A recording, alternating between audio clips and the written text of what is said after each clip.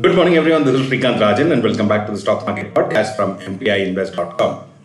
So, coming to the market yesterday, the markets were absolutely volatile thanks to expiry day. But apart from that, there was also a lot of volatility induced by RBI.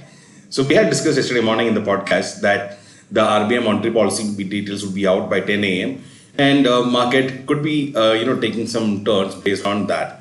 And that's exactly what happened. So market opened flattish, and markets were trying to be going out without a direction. But then when RBI announcement started, first they announced that they are keeping the repo rates unchanged, which was in line with expectation. Immediately we could see the market starting to move up.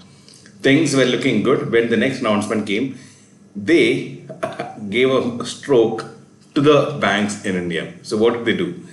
They increased the CRR in banks. What is a CRR? A CRR is nothing but cash reserve ratio. Now, when we put our money into a bank, for example, if I put 100 rupees into a bank as a deposit, how does a bank get money or generate income? They lend it to somebody else.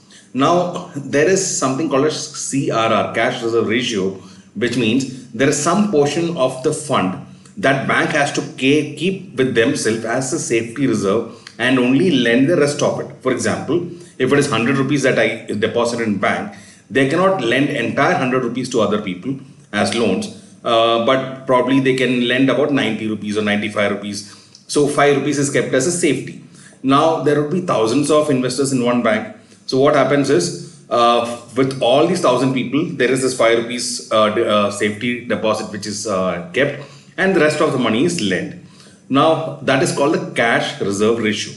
Now yesterday what the RBI did was they announced that all banks should increase their cash reserve ratio at this point of time. So that too by almost 10%. So at this point of time they were sitting at about 4 rupees per 100, that is 4%. Now adding of 10% to that is something which might sound very small to all of us here, but then imagine the crores of bank accounts in India. That 0.5% leads to crores of rupees which the banks cannot lend to generate income. Now what can happen in this situation? So naturally banks reduced liquidity. So what has happened? People don't get easier loans. That means the liquidity in the market is reduced. Naturally, people can find, have some control over spending, and that can kind of reduce the inflation. Now, what they told was nothing but, as if you see recently, the food inflation in India has actually gone up. We had spoken it in, I think, multiple podcasts. Tomato prices, onion prices going up. So all these things have actually been raising the inflation rates also. And in fact, there was a research report which said that Indian inflation data is going to be higher than expected, or higher than 6%. Which is the RBI's target. So that is not a great news. So again, instead of getting into trouble, so this was a good way of doing it, I would say, because see, rather what would RBI do? RBI or any central bank generally what they do is increasing the interest rate. Now when the interest rate is increased, it is actually going to pinch the people even more than this. So this is more of a softer pinch, I would say. So this is probably a cautionary pinch to the people, and once they are hoping that things are working, then they are not going to keep it for long. They said they'll be reviewing it by September 8th. So just for a month, let's see how things go. So that was the reason why we could see a big fall in banks, and immediately we could see the Nifty also falling thanks to the big fall in banks, and markets were volatile for the entire day.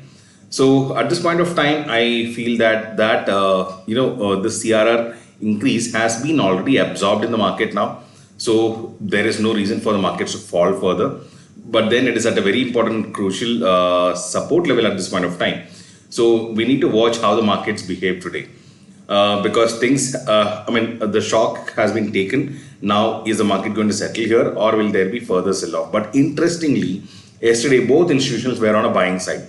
FII as well as DII, though small quantity, both of them were net buyers. So basically, if the fall has happened, it is majorly because of expiry-related volatility and and retailers selling.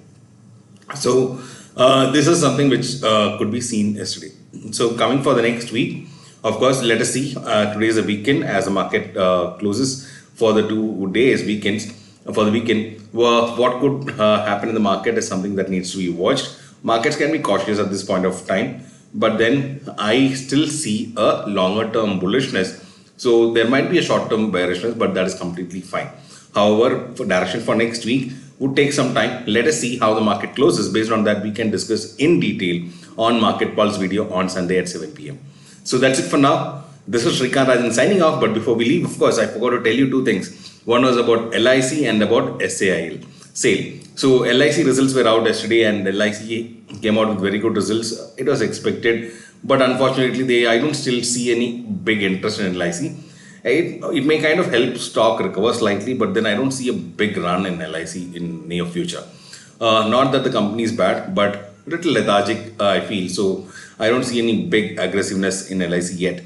So until that aggressiveness comes in and some management strength comes in, I don't see LIC to be performing great in the stock market.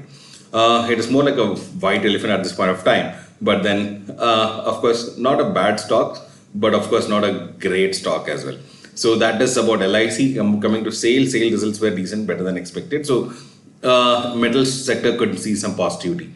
But however, as long as the Chinese demand is going to be down, metal stocks would see some pressure. So these are things that could be watched. But as of now, steel, most of the steel stock prices have actually been in a very controlled zone for a long time. So any point of time, the Chinese consumption, because they are the world's largest consumers, right? So if at all Chinese economy improves and some signs comes in, that is when these steel stocks may perform. So till that, we will have to have patience. If you're holding a steel stock, that could perform only then. So that's it for now. This is Srikanth Rajan signing off until we catch up on Sunday for the Market Pulse video. Goodbye. See you there at 7 p.m. on Sunday sharp. We'll be live. And if you have any questions that you need to ask us, just put it in the comment section and we'll be answering that in the next podcast. So before going, do remember to press the like button. That of course motivates us, and do share the podcast with your friends and relatives to help them learn and invest together with us. This is Srikanth Rajan signing off until we catch up on Sunday. Goodbye.